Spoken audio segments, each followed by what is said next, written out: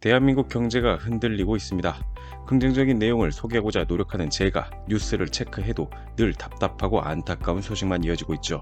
특별한 자원이 없는 우리 대한민국은 수출을 통해 이만큼 성장할 수 있었습니다. 하지만 한국 경제를 이끌어가던 수출은 6개월 연속 적자 행진을 보이며 무역수지 적자도 1년 넘게 이어지고 있습니다. 산업통상자원부가 2023년 4월 1일 발표한 3월 수출입 동향에 따르면 지난달 수출이 1년 전보다 13.6% 감소한 551억 2천 달러를 기록했다고 합니다. 우리 경제의 버팀목이던 반도체 수출이 무려 34.5% 줄었고 중국과의 수출도 33.4% 감소했습니다. 반도체가 흔들린다는 것은 정말 큰일입니다. 중국과 미국의 힘겨루기를 생각한다면 당장 이 상황이 나아질 것이라는 기대를 갖기도 어렵죠. 당장 유튜브를 통해 조회수가 높은 뉴스 관련 영상을 보면 대부분이 흔들리는 대한민국 경제 이야기뿐입니다. 때때로 누군가는 말합니다. 이 나라는 결국 망할 것이다. 일본 버블이 무너졌던 것보다 더 크게 무너질 것이다. 더 이상 나아갈 길이 보이지 않는다. 그리고 지금까지 대한민국이었습니다. 감사합니다라는 농담과 진담이 섞인 끝인사말도 보입니다. 하지만 저는 생각이 조금 다릅니다. 대한민국은 아직 망하지 않았습니다. 이전에도 이후에도 대한민국에는 수많은 역경이 존재했습니다. 물론 저 역시 인정합니다. 지금이 위기라는 것을요. 하지만 생각해보세요. 과연 이전에 이런 위기가 없었나요? 다행스럽게도 대한민국은 마냥 아래로 끝이 없는 것처럼 추락하고만 있지는 않습니다.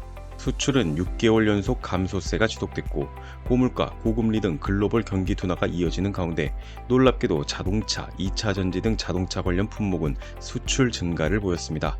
자동차 수출은 무려 64.2%, 2차 전지의 경우 1% 높아졌죠. 자동차는 9개월, 2차 전지는 4개월 연속 증가세를 이어가는 중입니다. 제가 오늘 소개해드릴 자동차 수출의 경우 65억 2천 달러를 기록하며 월 기준 역대 최대 규모를 기록했습니다. 친환경차, 스포츠 유틸리티 차량 등 고부가 신차 모델 출시로 판매가 늘어났으며 2차 전지도 글로벌 자동차 기업의 전기차 사업 가속화 등으로 수출 증가를 이어가고 있습니다. 수출할 배가 부족하다는 말까지 나오고 있죠. 이는 일시적 현상이 아닙니다. 어쩌면 우리는 미래의 먹거리가 바뀌는, 즉 급변한 수출 품목으로 인한 일종의 성장통을 겪고 있는지도 모릅니다. 오늘은 트루코리아가 대한민국 경제 위기 속 잘나가는 자동차 산업에 대해 이야기할까 합니다.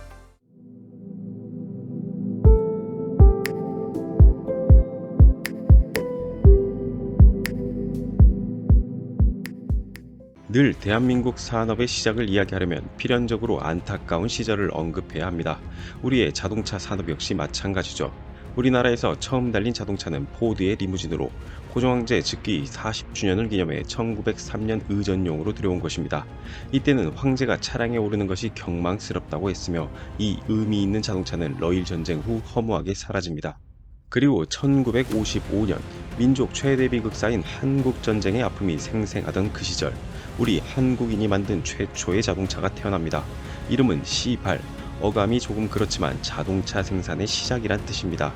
이 차량은 수제 승용차로 1955년 8월부터 1963년 5월까지 생산됩니다. 이때만 해도 우리가 타고 다니는 차를 우리가 만들었을 뿐 그 이상도 이하도 아니었죠.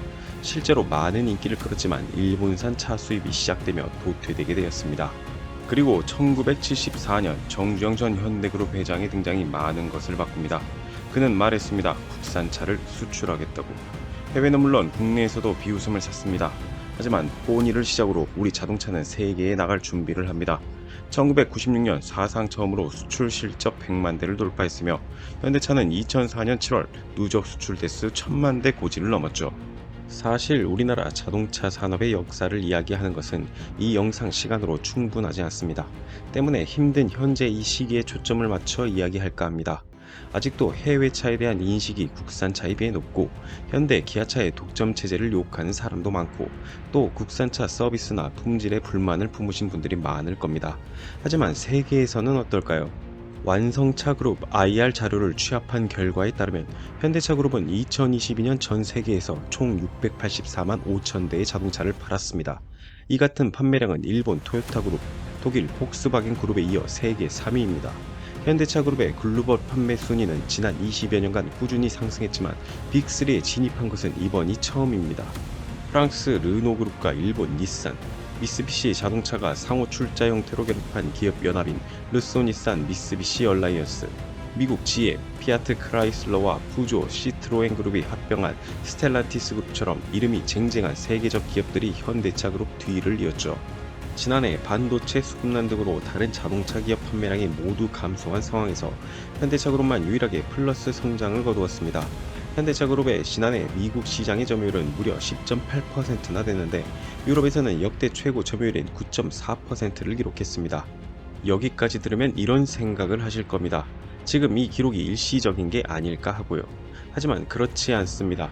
반도체가 중국이나 미국 사이에서 그 미래가 확실히 보이지 않는 것과 달리 우리 자동차 산업은 미래를 착실하게 준비했기 때문이죠. 현대차 그룹은 미국, 유럽의 친환경차 시장에서 3위 안에 이름을 올리고 있는데요. 전기차를 비롯해 세계 1위라고 말할 수 있는 수소차 기술까지 준비되어 있습니다. 현대자동차는 현재 양산형 수소차 기술에 있어서 세계에서 넘볼 수 없는 위치에 도달해 있는데 이미 양산형차 넥소를 포함해 수소 전기 트럭인 엑시언트 그리고 수소 전기 버스인 일렉시티 FC EV를 판매하고 있으며 유니버스 FC EV 수소 버스 역시 출시를 앞두고 있습니다. 전기차와 수소차를 투 트랙으로 미래 자동차 산업을 선점하겠다는 거죠. 최근 이슈가 되는 감히 차세대 차량 필수 기술이라고 할 수 있는 자율주행도 마찬가지입니다. 2023년 4월 2일 현대차 그룹에 따르면 기아는 올해 하반기 국내에 출시되는 플래그십 전기 SUV EV9 GT 라인에 고속도로 자율주행 기능을 탑재하기 위한 막바지 기술 검증에 집중하고 있죠. 고속도로 자율주행 기능은 레벨 3 자율주행 기술로 이를 활용하면 고속도로 및 자동차 전용 도로를 주행할 때 운전자가 스티어링 휠을 잡지 않아도 앞차와의 안전거리와 차선을 유지하며 최소 80km의 속도로 주행할 수 있습니다. 세계 1위 기술이라 아직 확신하긴 어렵지만 적어도 세계 자동차 기업과 경쟁할 기술 준비를 착실하게 하고 있다는 것만은 확실합니다. 당장 우리가 그 오랜 시간 따라잡고 싶었던 일본에서 현대차의 위상이 달라졌음을 확인할 수 있습니다. 현대자동차는 2022년 말 일본 올해의 차 실행위원회가 주최하는 일본 올해의 차 2022-2023에서 올해의 수입차를 수상했다고 밝혔습니다. 한국 자동차 역사상 일본 올해의 차에서 수상 리스트에 이름을 올린 것은 이번이 처음입니다. 일본 올해의 수입차를 수상한 아이오닉5는 함께 베스트 10카에 오른 BMW iX, 랜드로버 레인지로버, 르노 아르카나 등을 제치고 수상했습니다. 이 상이 더욱 의미 있는 것은 내연기관차가 아닌 차세대 먹거리인 순수 전기차라는 부분입니다. 그렇다면 과연 대한민국 자동차 관련 산업은 오로지 현대 기아 그룹만 존재하는 걸까요? 아닙니다. 쌍용 자동차에서 사명을 바꾼 KG 모빌리티가 베트남의 매출 기준 6조 원 규모의 반조립 차량을 수출하기로 했으며 LG 에너지 솔루션을 비롯한 K배터리 3사가 미국 현지 생산 능력을 키우기 위해 투자를 크게 확대하고 있죠. 이 외에도 관련 산업을 생각한다면 한국 경제에서 중요성은 점점 더 커지고 있습니다. 그리고 여기 포인트가 하나 더 있습니다. 바로 미국의 태도입니다. 최근 미중 간의 갈등으로 우리 자동차 산업은 위기를 겪었습니다. 미국의 공장을 만들고도 뒤통수를 맞은 듯한 행동을 보여오던 미국이 조금 태도를 변화한 것이죠. 미국의 세칙 개정으로 배터리 핵심 원자재를 중국에서 가져와 한국에서 가공하면 미국 현지에서 보조금 혜택을 받을 수 있게 된 것입니다. 물론 당장은 값싼 중국산 핵심 광물을 한국에서 가공해 쓸 수 있지만 2025년부터는 이조차 아예 막힐 수 있기에 극단적인 중국 의존도를 낮춰 핵심 광물 공급처를 다변화하고 국내 재련 기술을 활성해야 한다는 지적이 나오고 있습니다. 그렇습니다. 여기서도 중국이 나옵니다. 결국 우리가 미래의 먹거리를 확실하게 손에 쥐기 위해서는 중국 의존도를 최대한 벗어날 필요가 있는 것이죠. 이 외에도 하나의 산업이 국가의 대표적인 먹거리 산업이 되는 데에는 수많은 문제가 따릅니다. 특히 자원이 없는 대한민국에게 이는 필연적이죠. 다만 아까 말씀드렸던 것처럼 다시 생각해 보실 필요가 있습니다. 대한민국이 언제 위기가 없던 적이 있던가요? 누군가는 동의하지 않을 수 있지만 저는 대한민국이 늘 잡초와 같다고 생각합니다. 사라진 것 같아도 이제는 죽은 것 같아도 조금의 시간만 있다면 늘 다시 푸릇푸릇 그 존재감을 보이곤 하니까요. 그리고 본 적 없는 꽃을 피우게 되죠. 물론 우리는 힘든 시기를 견디고 있습니다. 하지만 저는 기대합니다. 늘 그렇듯 다시 고개를 들게 될 것이라고요. 우리는 늘 위기에 강한 민족임을 잊지 않으셨으면 합니다. 우리가 이보다 훨씬 어렵고 고통스러운 시간도 견뎌냈다는 것을 기억하셨으면 합니다.